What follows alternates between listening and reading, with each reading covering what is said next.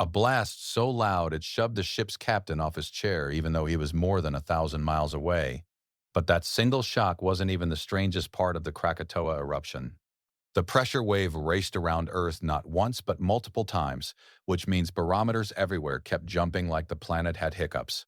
Those jumps were so clear that stations half a world apart recorded the exact same wiggles, so it felt like Earth itself was ringing like a metal bell.